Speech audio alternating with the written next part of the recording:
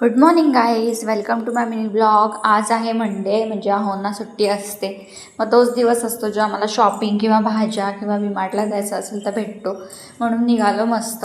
पण भीती खूप वाटत होती कारण की खूप पावसाचं वातावरण झालं होतं. आम्ही थांबलो होतो कारण की बरीचशी ट्रॅफिक होती. ॲक्च्युली तिथे एक टनल क्रॉस करावं लागतो. तिथे ना एक बाई स्कूटीवरनं स्लिप झाली होती. तिच्याकडे बेबी होतं, पण नशीब तिला काही झालं नाही. त्यानंतर पुढे गेलो, भाज्यांची शॉपिंग केली.